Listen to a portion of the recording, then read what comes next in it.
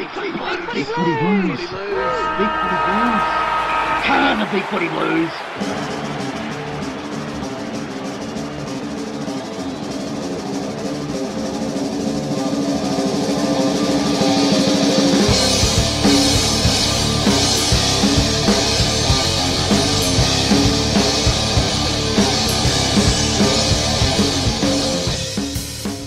Well, I bet you thought you had got rid of us.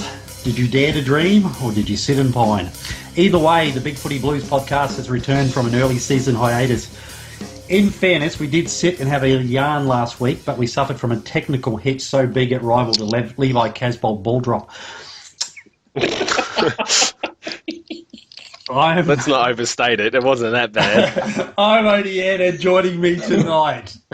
Poster of the year in 2015, leading the way in the BigFooty Blues goal-kicking competition. Is there anything pointless and irrelevant this guy can't do? I'd suggest not. Welcome, ferrisb. Oh, thank you. I'm here, so I'm keeping up my record. Introduced first tonight, so shut up. He's flying solo tonight, but he's not too sure what he is going to be doing for an allowance since the swear jar won't be in use. Please welcome one quarter of the podcast glamour couple, HBF. Hello, everyone. Well said. Thank you. Wait, 1 quarter? I don't get it. It's a relevancy thing. Okay. Oh, yes. That's a good one. Carry on. He spends a lot of his time half asleep and speaking baby gibberish, but I have no idea what he does when he's not on the podcast. Good evening, ShanDog. G'day, guys. Glad to be here again. Let's do this. Yeah, let's do this thing. Look, guys, just before we start talking about actual football and things like that, I was going to do a Blues News segment, but there's not a lot. I'm just going to make a couple of acknowledgements since we haven't been around for a few weeks. Jacob Wiedering received Rising Star nominations for his performance in our round 3 loss to the Gold Coast Suns. So, good on you, Jacob, and a couple of rounds too late for most.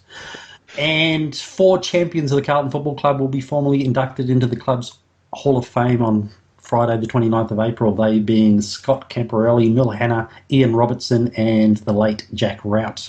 So, and also a Premiership star and one of our pioneers of the game is also set to be elevated to the legend status on the night. So that's all good stuff for the Blues. Any of those names particularly stand out to you? Yeah, a couple, because I don't know them, to be honest with you. Well, that's probably such a bad. You're suggesting I know who Jack Rout is. Let's just move on and actually talk football, eh?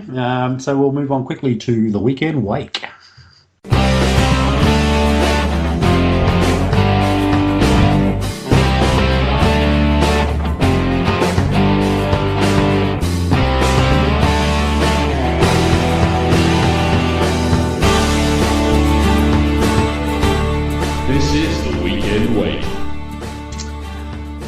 So, a quick recap of the previous game since our last podcast. It's been 3 weeks, folks, so sorry about that once again. We've lost to Sydney by 60 points. We've lost to the Gold Coast Suns by 54. We didn't deliberately not do podcasts because we didn't like the results, but they're probably good ones to miss.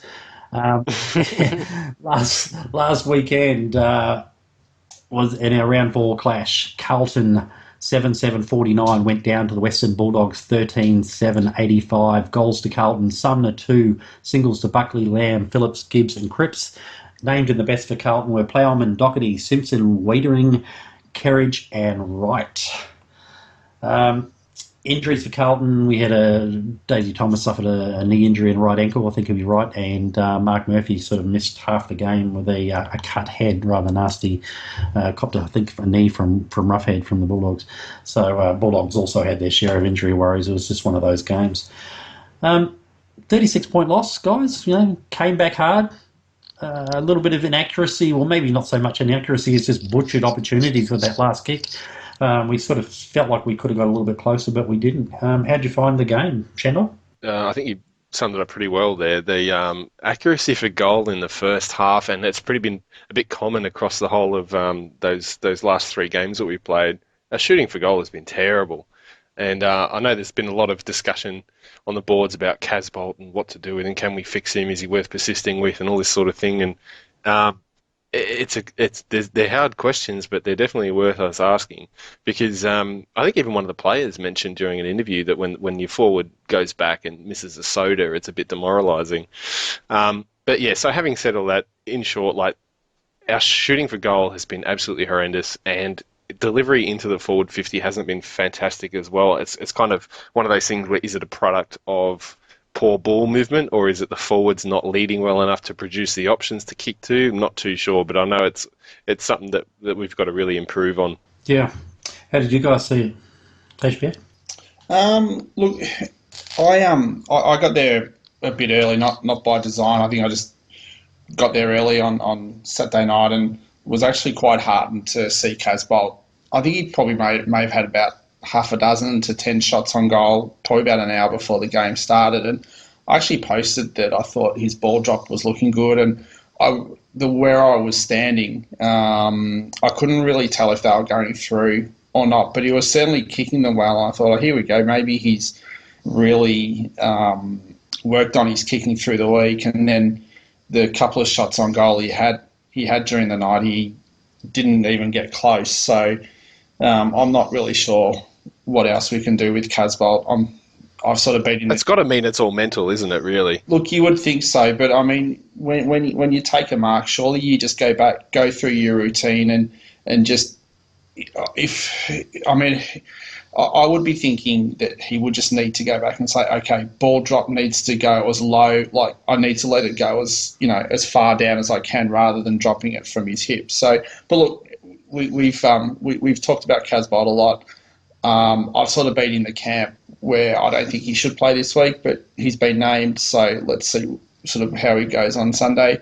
I was really happy with Plowman's game. He looks really cool and calm and composed down in defence. I think he and Wiedering could have quite a partnership down there for the next however many years. I liked Sumner's game. Probably didn't get as much of it, but I really liked that mark he took in the third quarter where he stood under it. And I was really glad to see that his teammates sort of fly the flag after he'd been sort of bundled over. So, look, definitely some positives to take out of the game, but it's a slow burn, and what are we, four games into a 66-game rebuild? That's what I've got to keep reminding myself. But, we'll get there with baby steps, and let's see. I rocked myself to sleep saying that. Yeah. 4 games in, it's only 4 games in, 66-game rebuild. I think we're all doing that, aren't we?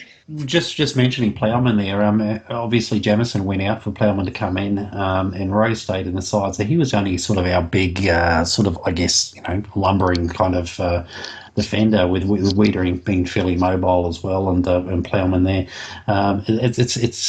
It seems to be the way that a lot of AFL teams are going. They seem to be cutting back. Instead of seeing 7, 8 talls in a side, we're tending to see sort of 5. And I'm just wondering with the sort of the way that our rucks are looking, we've got 2 big ruckmen who aren't particularly express in there at the moment. We had Rowe, Jamison's gone out, but he may come back in. It's sort of it's exciting to see the more mobile types, but just hoping that they can all get a game together and really see if we could do without those talls in the side, because I think you think Plowman could be he was on stringer, but do you think he can play on the taller types? Looking at his game, look, not yet. I don't think so. I think he's only 191.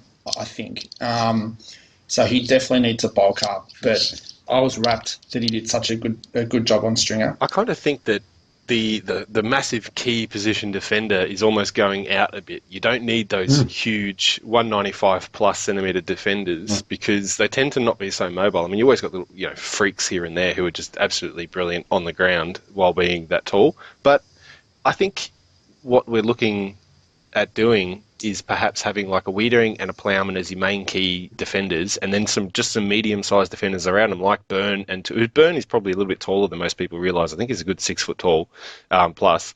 So, all these sort of people around them, because we want to have that running, rebounding defence. And that's the reason that we can play the slightly shorter defenders rather than having, 2 or 3 row-sized players is because we're playing that team defense thing where, guys will come across and chop out the ball and all that sort of stuff. And then we load up on tools on the other end. Yeah. So I think that might be the way to go. I definitely agree on that, and I think part of the switch is also a bit of it's a bit of a changing of the guard as well. I mean, you've got Wiedering coming in, who we all thought at the beginning of the year, you've got Jamo fullback, Rowe centre-half forward, and Wiedering as his third tall. But if Wiedering can play on, I guess, the number one and number two tall, Plowman can play on, the next best, I guess.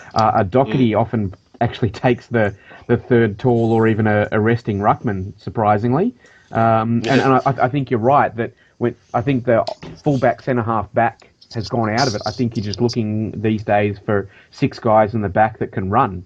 And run and zone and have good skills rather than be a stopper and a brute. So I think really Jamo and Rowe's days are fairly numbered. Yeah, I think you made a good call as far as the zoning. It's very much a team defence now, so you won't find the same player one-on-one with somebody too often, or they'll only follow them a certain way and then somebody else will take over. So we seem to be doing a lot of switching. So, in that way, we could maybe get by with a more mobile, shorter defence, and some teams have done it for a long time. So, you just look at the Bulldogs with the likes of the sort of jobs that Dale Morris does, for example. We potentially could get away with that with Plowman, but time will tell if it's not working. But then we change it. But at the moment, he's one day into his one game into his Carlton career and doing well. So as much as teams have gotten on top of us at times during games, we haven't actually leaked that much by way of points. I saw I don't know, did anyone else see that AFL article that said this was the first time they think, having looked back through the records, that the team on top of the ladder after 4 rounds has actually had more goals kicked or score kicked against them than the team on the bottom. So North, we've leaked less points than North. Yeah, they're on top and we haven't won a game. That's interesting. They're well-known leakers, though, aren't they? That was their take that how you like, but but that was their issue last year, and it seems to be the issue again. And they're high scoring, so you kind of need a little bit of moderation. You would say that. Well, it'll take it will take them a fair way in the season. Whether that'll hold up in the finals, I'm not sure. So, against the likes of Hawthorn and whatnot. Anybody got any comment about the free kick count? 17-4 at half time, 27-9 at three-quarter time, finished up 30-13. Were they all justified? Did they miss any? I was holding my tongue on this one because I was looking at the stats and I wanted to say something, and I thought I don't want to sound like the whinging. You don't want to be that person. Well, Thylacine, this is Ferris having a bit of a whinge in the background of the podcast, mate. Be sure to pull him up with on the board. You've got to start off with the disclaimer and say it wouldn't have changed the result, but it would have, you cheating bastard, that would have changed the result. Now I can go on about the umpires for 10 minutes. I thought there were some very questionable ones, and it was pretty poor umpiring. But look, for the most part, unless there's 3 bad decisions in the last minute of a game and the game's won by less than 6 points, I'm not all that fussed about the umpiring. Pull back a little bit, Ferris, please. Just pull back a little, mate. That was a little bit too hard, too fast. And the less said about that one, the better. All right, I think we'll leave it there. I was going to do a separate segment, folks, but we don't really have a lot to do. In future weeks, we'll be looking at something called the Big Boot, where we actually decide on players that are going to go out of the side. But we've already touched on Levi Casbolt, and certainly he's in the gun. He's had a Murphy come out this week and back him. Bolton's actually, give him a little bit of backing as well, as you'd expect them to do. It's just a matter of, I guess, for me, I can see a couple of players in the gun. Certainly, our two rucks are not working. People tend to think that Phillips is in better form than Cruiser. Their stats probably show Cruiser's just in front, but I think Cruiser's coming from a higher base, so he looks out of form, whereas Phillips is coming from no base, so he's in form. So, and it seems with the looking at what the bench looks like for the round 5 games, Cruiser might be one that's going to get a rest, and with Phillips to be the number 1 ruckman. But so if that happens, then you'd think that Levi's got to stay in the side to be the second ruck. Yeah, Levi and Rowe to chop out Phillips when he's having a rest or going onto the bench or something, I imagine. It is good to see that Bolton is willing to make changes. Well, is he what? Yeah, I mean, is it the first game Jamison's ever been dropped for?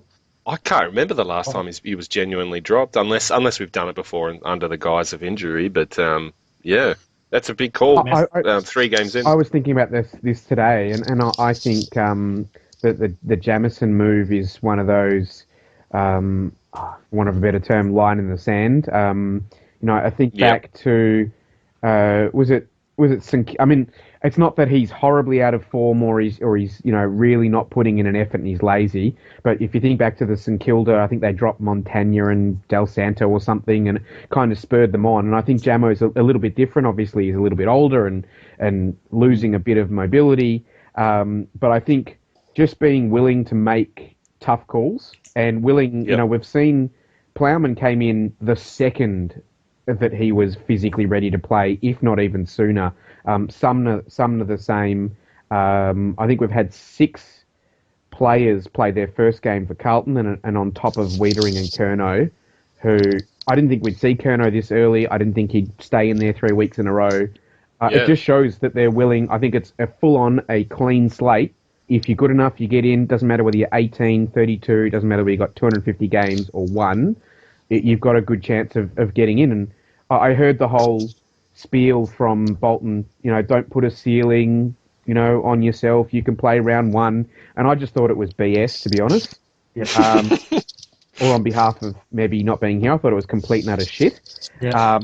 But it seems real. So I'm really impressed. It is really, if you're good enough, you're in. And I think specifically if you're putting in the effort, you're in. So and if you're a senior player who isn't doing what the team requires or what the coach calls you to do, then you're out ski. So I think you're right. It is a line in the sand thing, and it's Bolton putting his stamp on this team, saying this is the expectations we have, and we will not bend to senior players who do not meet those expectations. I like it. Bolton was asked about this on one of the football shows during the week, and asked specifically about Jamison's omission. And he, apart from the obligatory sort of praise up for the type of player he is and the experience he has, he said it's a 4-quarter game. Yeah. And if a lot of, the players that sort of can't, basically indicated the players that can't put in that effort for 4 quarters aren't meeting our standards. So it's obviously somewhere along the line, whether he thinks it's it's a form thing, an ability thing, or a deliberate thing, where he feels that Jamison's actually just eased off and not gone when he should have gone, or not tried when he should have tried, or whether he's just not up to it at the present time or ever again. I don't know. So they're good noises, and he's backing himself. So he's actually doing what he promised he was going to do. So what can you say differently? So just one final thought on that, and I don't want to make this about Jamo, but just in general, I think for the last 10 years Carlton's had some really good teams that have had that at various times have had talent, but we look like we've lacked the application, concentration. Always have goals scored against us in red time, and I think we lack the mental application. And for the coach to say 100% is the minimum, and we will not accept any less. I'm just so glad to see that kind of high standards, because I don't think we've had that. I think in the past, if you were a Jared Waite and you pulled 3 magical acts a game and then stuffed around for the rest, or a Fev, it was excused. No more excuses. Guys, just want a little bit of a thing I want to talk about with clearances. And it was just firstly Patrick Cripps. Last couple of weeks he's been quite down in the first half. And everybody's down to the extent where you go, there's something wrong with him. He's injured. He's sort of not moving well and stuff like that. But in the second half, he's bounced back every time very strongly. And he's leading tackler on the ground. He obviously leads our clearances, and he started racking up stats again, possessions again in the second half. Does anybody have a theory as to why that's happening? I mean, we've had some rule changes that have opened up the game a little bit more, and maybe Cripps is not express. Maybe that's he's coming into his own as everybody else tires. That's what I've been wondering as well. Some people have suggested he might be still carrying that knee injury that's bothering him a little bit, and there could be some truth to that. And when you throw that into the mix with the game is starting off at a much higher frenetic pace, and players are needing to sustain that longer before it eventually starts slowing down because of it, that Cripps really comes into his own. I really don't know, but that argument makes sense. So it could be one aspect. Just watching it at the ground, we just don't seem to be getting any clear ball from our ruckman, which means we either have to rove it off the opposition ruckman, or we've got to try and get the ball back off the opposition midfielders, which we're not very good at, because I think we're coming last in clearances this year already. So look, tackling hasn't been high either. Yeah, that's right. So I think that's probably. Look, I agree with the rest of you guys. I think it's all of that sort of combined. But the only one thing I probably would add, and I'm not sure if this is like an optical illusion or something, but he seems to have more tape around that knee every week. So whether there is an issue with his knee, I just hope that, like, if there is an issue there, that they're not sort of running him into the ground and he's going to require surgery down the track. So I hope if there is an issue that maybe he does have a rest for a week or two, and if it needs attend to it now, and don't let him, make it worse for the rest of the year. I think Judd would have been in his ear about that sort of stuff, and he's probably going to be fine. Okay, my theory, guys, and I've got some stats to back this up, is that he's being overworked. He's not getting support from his teammates. He got far more support last year, and this is evidenced by the fact. Okay, look, we lost Carazzo last year. Now Carazzo averaged something like nearly 6 clearances a game last year. Cripps has actually improved. His clearances have gone from 6.65 to 8.75, so more than 2 clearances a game. He's improved since last year, and he was best in Ferris last year. This is where I'm looking, okay? Murphy has gone from 4.2 to 1.2. Gibbs has gone from 4.9 to 2.2. That's pretty damning. I don't know if they're playing a different role or why, or whether we just say put Cripps in there and don't worry about anybody else, whether we're clearing it out, I'm not sure. Cruz has gone from 3 clearances a game to 2. Now, last year, Wood was rucking for us, and he was getting 3.5 clearances a game. Phillips is averaging 0.75 clearances a game. All right? He's not clearing the ball. So it's Wiley was 3.3 last year. He's had 1 game, he got 1 clearance. Okay, so I don't know if it's in our setup or whether the others are just leaving it all to Cripps. I have no idea how they're doing. In fairness, we've added Wright and Kerridge, and they're doing 3 and 3.25 respectively. So they've taken up some of that slack. But we were 6th last year in clearances at 39.5. We're down to 30. All right, so we're 18th this year. From 6th to 18th, only one team has had a bigger drop from last year, and that's Fremantle, who've gone from 1st down to 16th. And we know what problems they're having. We know that this is what this game on the weekend means, because both teams haven't won a game, so we know there's issues there. But is it something to do with the game plan changes? We've got a new coach, new game plan. We know that Fremantle under Ross Lyon have actually tried to instigate a tweaking of their game plan that goes further in finals and stuff like that, and they found out that it's a dismal failure. So I don't know. I'm just worried about that, about the pressure we're putting on Cripps, because it's not across the board. I guess there is a drop in clearances because of the new rules that have been brought in, but teams have not had that sort of disconnect from where they were last year. We've actually had 6 teams who've got more clearances than last year. So and it's not even as though we're taking on teams that are the best clearance sides. Swans, you think they are, but they're the 7th best this year. Okay, Dogs are 11th, Tigers are 13th, Suns are 14th. We're not taking on the top teams as far as clearances go.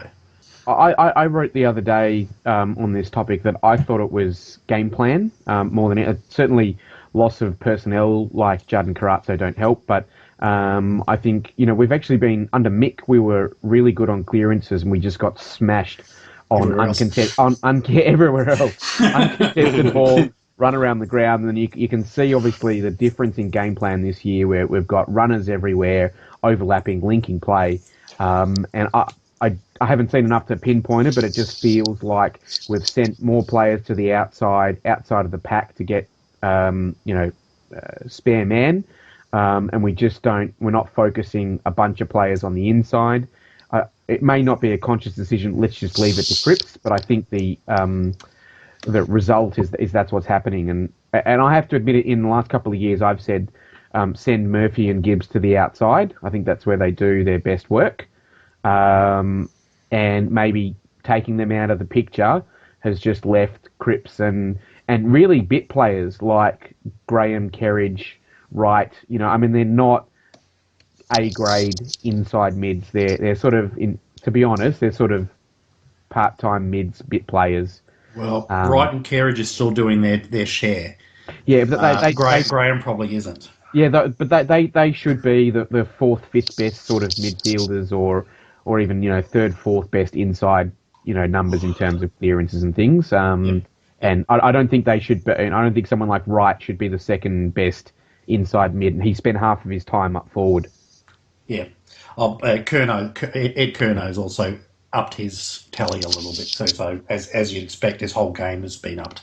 So he's doing his share as well. So it's just interesting, and I just hope we're not going to. He does look like he's labouring sometimes, and I just hope we're not overburdening him, and we need some support ASAP for him, in my opinion. So one of those things.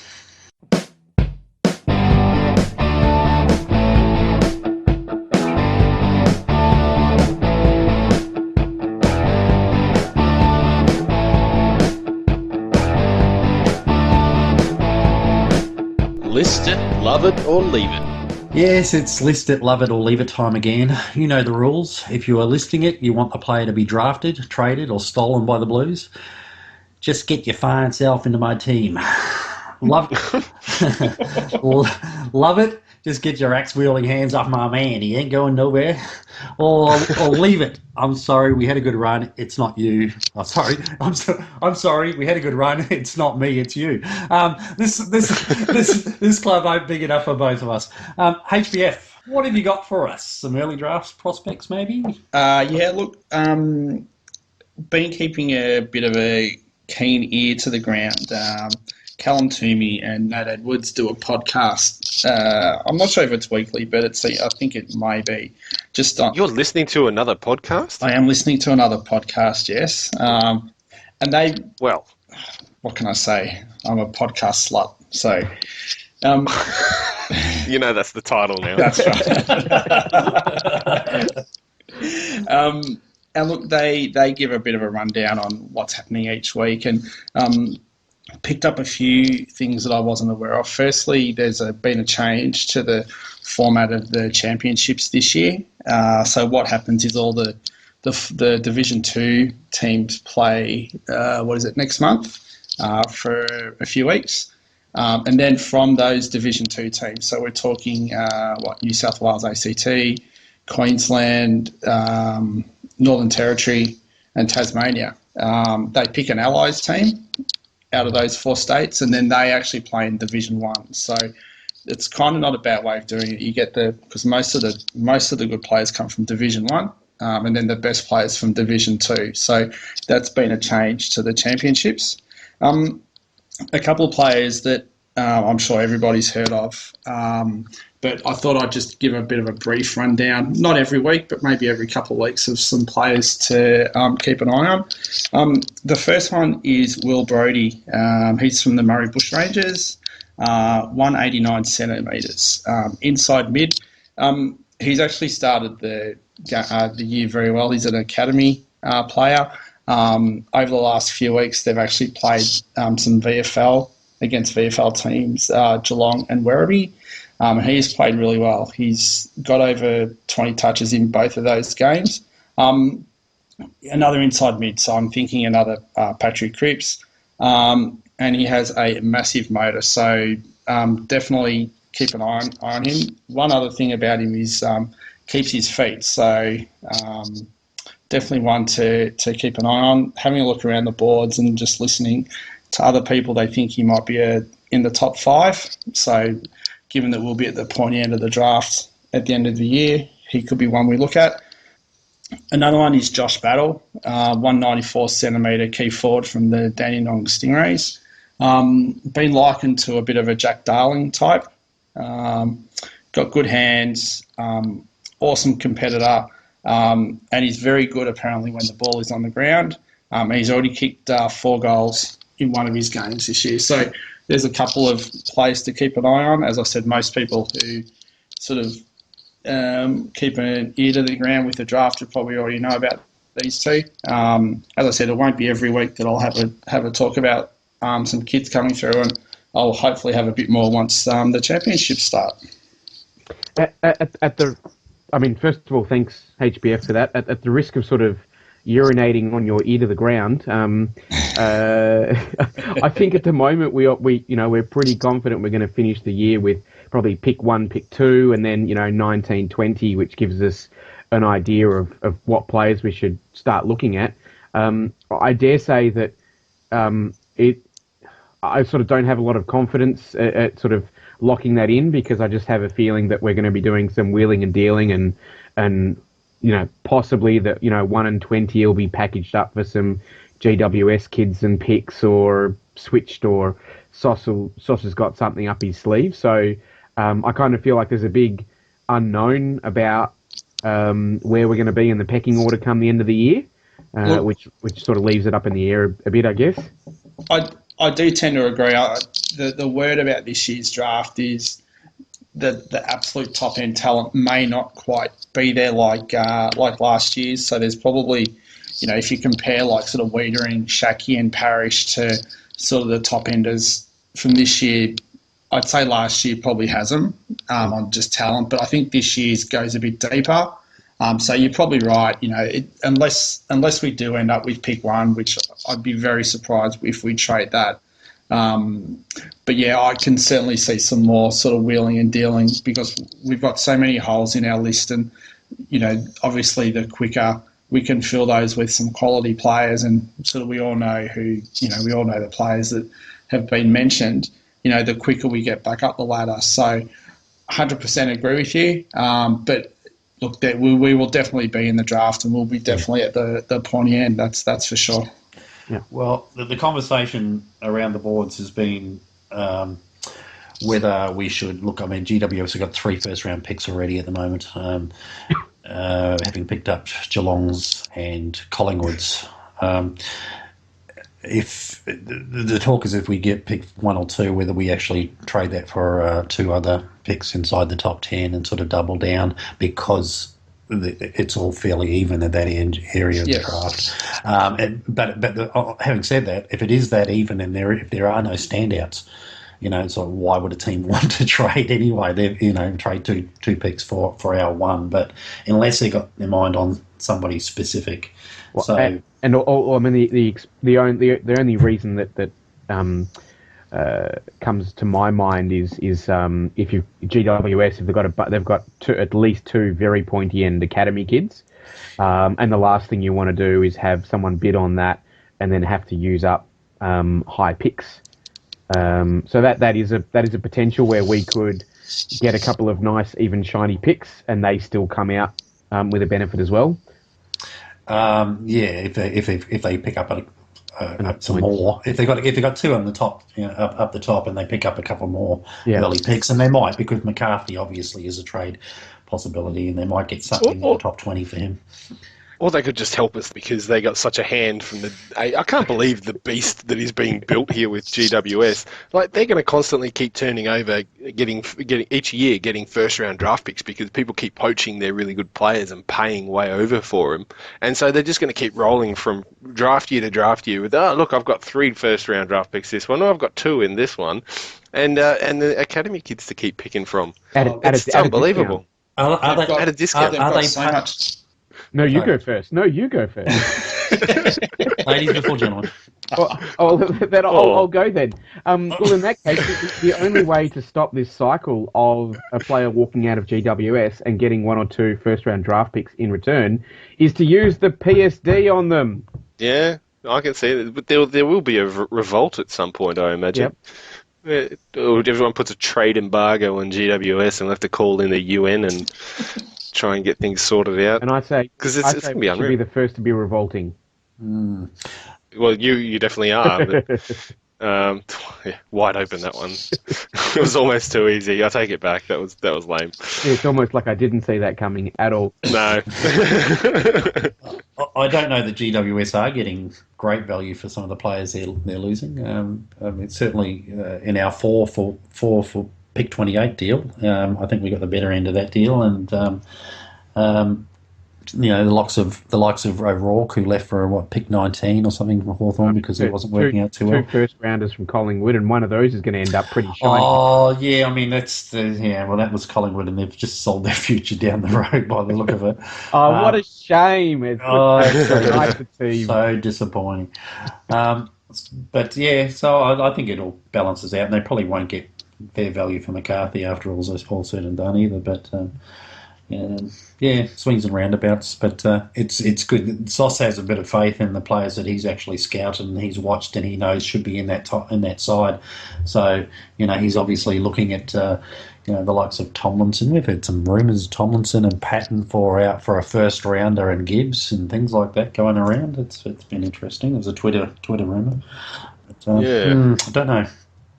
I really don't know. I certainly wouldn't be giving up a pick in the top 2 for those 2 players. No, I wouldn't either. No way. We would want something else, another top 10 pick coming back at us, perhaps. I don't know.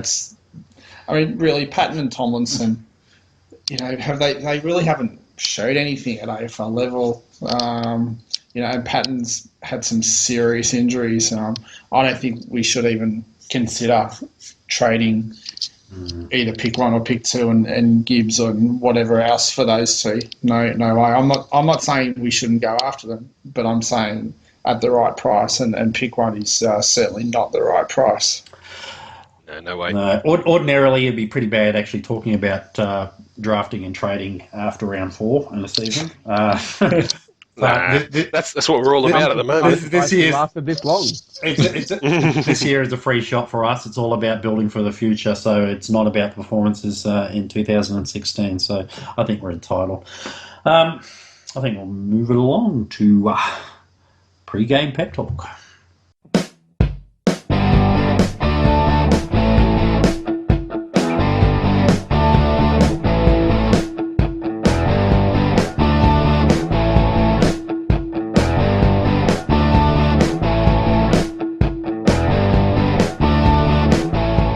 Pre-game pep talk. So Sunday, 2:15 p.m. WA time, that is, at Domain Stadium. The 2 winless teams of 2016 do battle as Carlton take on the Fremantle Dockers. It being a Sunday game, we haven't actually made any changes to our side, but we have extended our bench. And I'm looking because I'm thinking, who were they? Oh, that's right. Michael Jamison, Liam Jones, and Simon White have been added to the 22 from last week. What changes are we expecting there? Oh, look, I'd like to see Jones maybe come in for Rowe.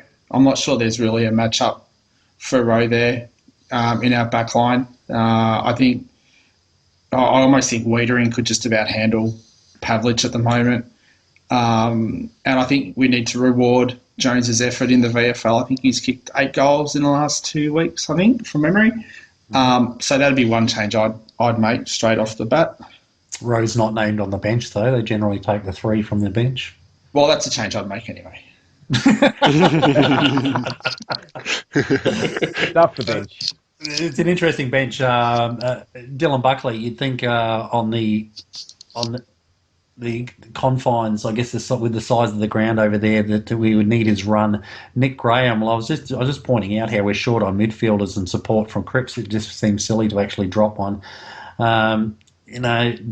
Jamison or Jones. If Jones comes in, and you'd think that's the reason they brought him in, because our forward line's not functioning. You'd think he has to come in. That only leaves one spot for Jamison, Cruiser, Tui, or White.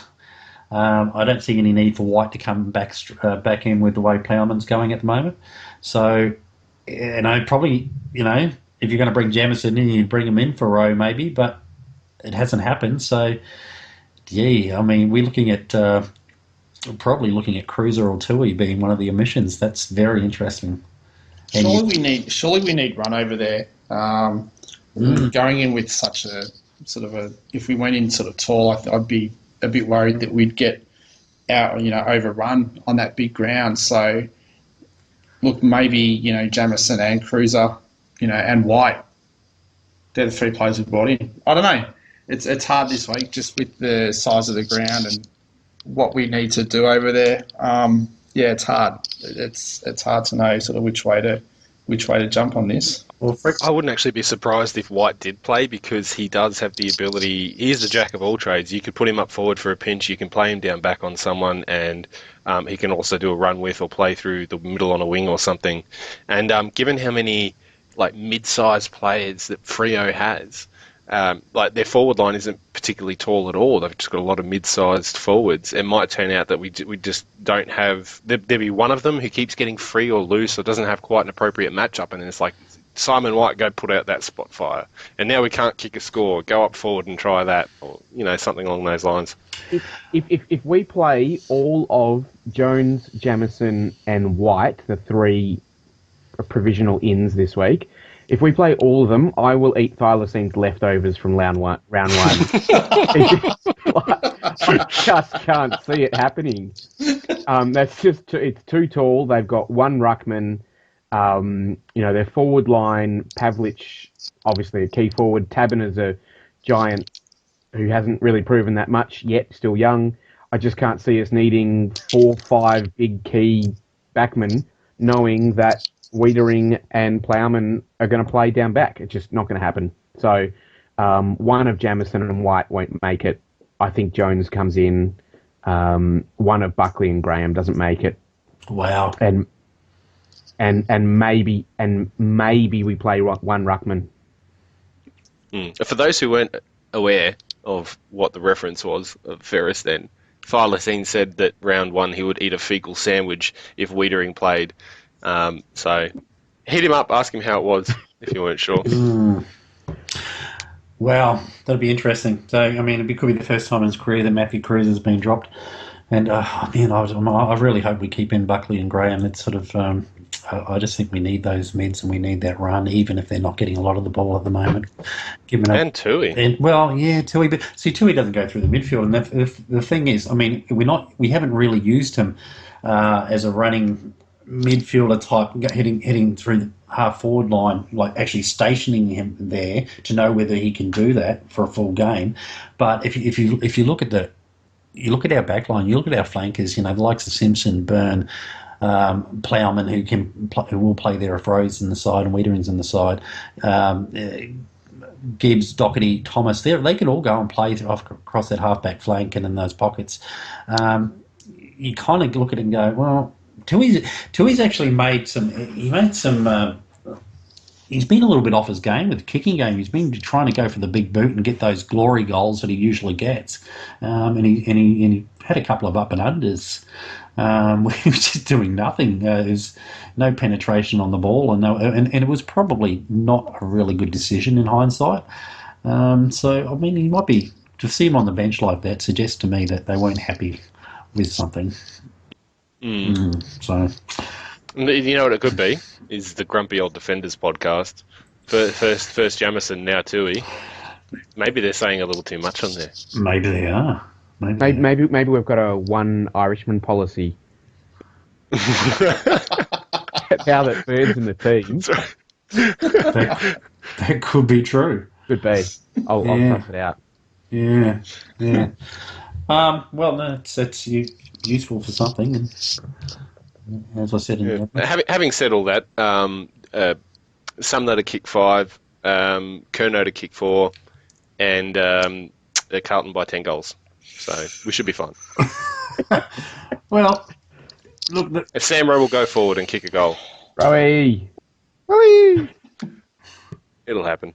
Just looking at the Fremantle lineup, and Zach Clark's on the extended bench, but Griffin's in the side. They just go with the one themselves.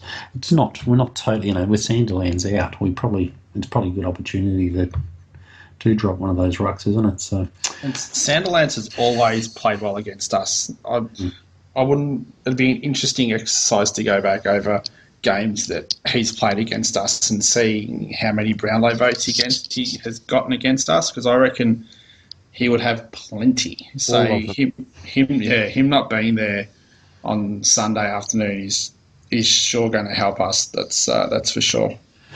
So obviously the players to really watch out for Fremantle are Nat Fyfe and Lachie Neale.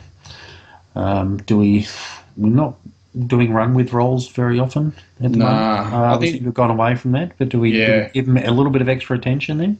I wouldn't have thought so. I think we seem to be like 17 other clubs going with this sort of team defence, and I think that's why we've seen an improvement in Ed Curnow this year. He's not purely a stopper anymore. He's winning his own footy, and he's probably leading our best and fairest at the moment. So I don't think we'll tag anyone, and we'll just see how we go.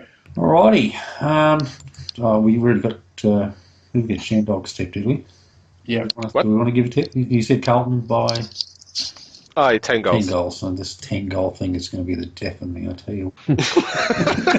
So was that Carlton kick 10 goals? Because so far this year, even that's quite optimistic. All right. Well, I reckon it'll be Carlton by 9 goals and 6 points. Yeah. 9 goals and 6 Levi's. Okay. No. That'd be worth about 1 point. It'd be 5 on the full and 1 behind. Carlton by 19. Carlton by 8 points. 8 points, yeah. I think Fremantle will kick more goals than us, and we'll win by 9 points.